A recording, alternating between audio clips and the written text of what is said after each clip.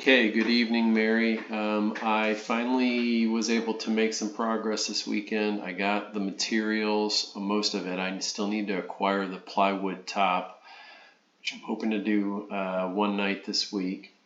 Didn't make quite as much progress. I was hoping to get these bottom feet built, but I decided I better revisit the design before I get too far ahead of myself. And I remember us talking about making this top, the whole thing a little longer. It was before it was 42 by 42 outside dimensions, and you asked if I could add a couple inches, and I got to thinking the plywood is 96, so I have two pieces of it would be 48 inches in length that I would have, but then I'm going to add a hardwood poplar border all the way around, and that's going to be a 2-inch border. You don't see that in this drawing here, but the plywood will be in the interior, and then I'll edge it with 2 inches of solid poplar, which gives us an extra 4 inches to play with. So assuming I can get all 48, we could add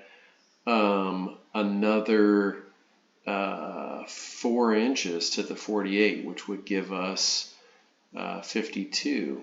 So 52 is 4'4".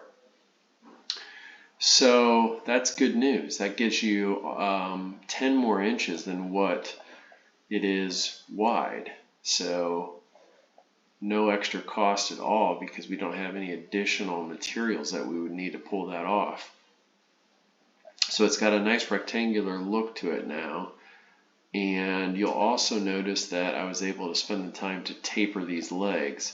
So they're 5 inches by 5 inches by 5 inch blocks, and then I tapered it by 1 inch. So it's 4 inches at the bottom, 5 inches at the top on the insides. The outside is going to be a direct 90 to be in plane with the rest, which I think is the way your drawing that you originally sent me is.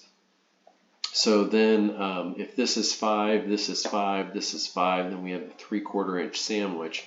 That's going to bring the total height to 16 inches, 16.5 inches. I know you said you wanted it to be 16. I can adjust these 5-inch measurements to get it exactly 16, or if you like the idea that it'd be just a touch taller than 16, we can leave it proportional.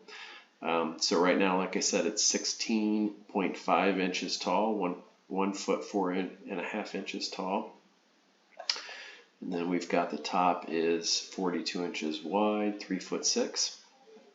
And then I just want to make sure we're clear on the fact that these will be butt joints and not miter joints. So you can see where you can see the end grain of this wood here.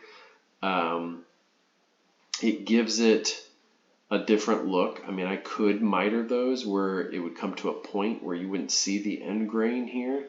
But if you remember, one of the ideas that I had was when we take and you lift this top off, see if I can grab it here, and you bring it over, oops, I picked the wrong spot. There we go. So when we bring that over there, you still have this board right here that's going to be in the way. So what I talked about before was if I made this removable with some magnets. So if it was a mitered edge here and that came off with magnets, you'd have a real vulnerable, real sharp edge here on both pieces, which I think over time would be susceptible to damage, but also it might actually be a sharp point for whoever might be sleeping here. So I think that your drawing again had it just like this, where it was either a butt joint or some sort of end that was not mitered. So I'm just making sure we're on the same page with how I will do that. And then the only other thing is I was just thinking, what keeps this top from shifting when it's in coffee table mode? And what I could do is I could make the top of this edge a tongue. So basically like tongue and groove, and then this top piece here would have a groove underneath this board. And I think I would make it real shallow, so not a real deep groove or a deep tongue, but basically a 1/4 of an inch, just for kind of alignment and just to keep it secured.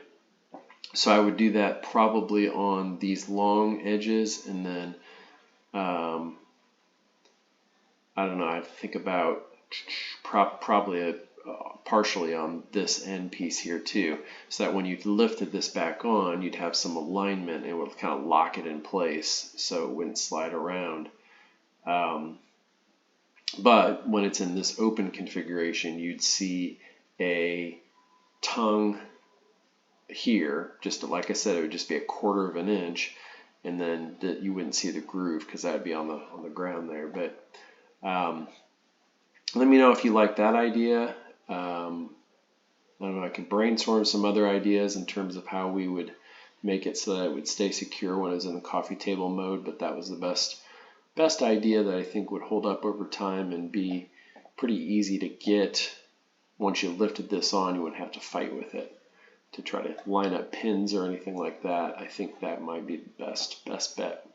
So just I'll send you this video, and if you confirm that you like the game plan, the dimensions and everything, then I should be able to really start cutting the lumber up and start forming the legs and the feet and everything, and show you some progress pics. Thanks.